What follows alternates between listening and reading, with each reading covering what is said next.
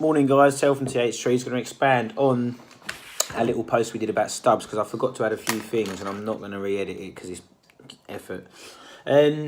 Other things that do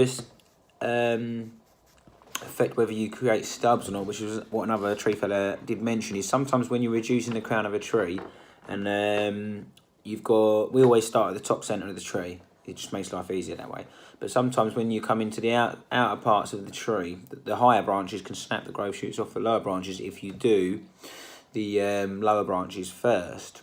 Or even if you do them second, sometimes just when you're working throughout the tree's crown, you can break off the growth shoots you've already cut to. So busted growth shoots do result in stubs. That's unavoidable in any tree reduction I've ever done. Some species are more forgiving than others. Like ash, for instance, is an absolute nightmare for snapping off your growth shoots. Birch can do it. Beech can do it. Also, birch trees and beech trees are very susceptible to dieback from terminal cuts, and they still die back when you leave a growth shoot. So they're very sensitive trees. They're two of the species that I have known that no matter how gently you prune them, they can still get dieback.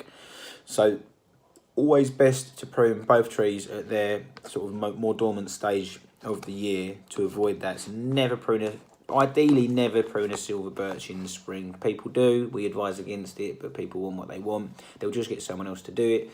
Our job is not to enforce with tree surgeons, our job is to advise. If they don't want to take that advice, our job is not to force, so we will still do the work. I get paid to cut trees. I say that because that is my job. Our job is also to educate people, but not force people. We're not the tree police.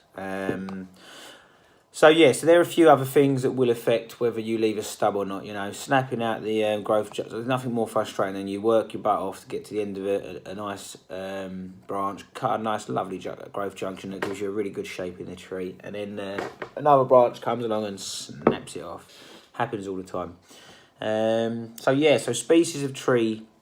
Stubbing can affect species of tree. Time of year can affect it. And obviously, also the things that create stubs are like cross-rubbing branches. Sometimes we'll have to cut them out and there may not be a decent growth shoot and you won't want to take the entire limb off, so you have to terminate it somewhere. Broken branches as well. When we're doing tree reductions, we'll come across broken branches, dangerous branches, so they'll have to be pruned back and sometimes there won't be a suitable growth shoot. So that expands on it. So that is stubbing 2.0. Hopefully that really helps new tree surgeons especially, because I've been doing this a long time, but even I sometimes, when people start accusing you of doing things wrong, you sort of think to yourself, oh, am I? And then when you know that there's no better alternative, you know that most of them don't have a clue what they're going on about. I mean, they probably just literally come fresh out of college with a book up their arse, and they don't understand the real working environment we live in. I teach you from the real working environment I live in with customers, commercial business, domestic. Commercial business is the same thing.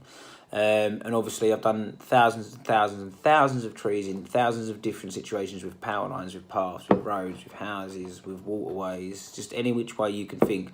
When you go and do a course, you're in the middle of a woodland doing a couple of little cuts and then you qualified. But you're not qualified. You're not qualified till you've probably done at least 5 years tree work.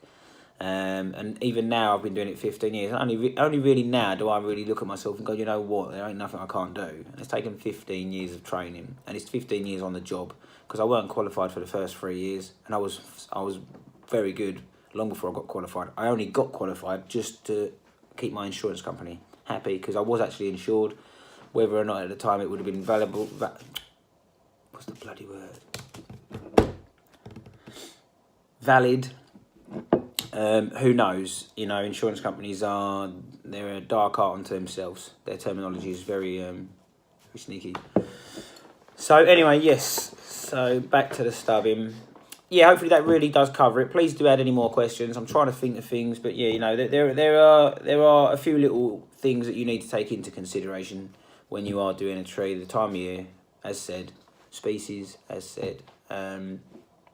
And sometimes you're gonna do a great reduction and bust off branches as you're climbing through the tree. Sometimes you're gonna have to cut branches out of your way so you can get good access. You just have to do what you have to do, and you have to basically, when you're doing a tree, you limit the damage as much as possible. You do the best you can, and you limit the damage as much as possible, because tree work is damage. You're actively damaging a tree. So what I try and do is I try to limit the amount of damage necessary to do the job. That covers it, lads and lasses. I'm going to eat my porridge because being... Oosh! They look small today. It's the shading.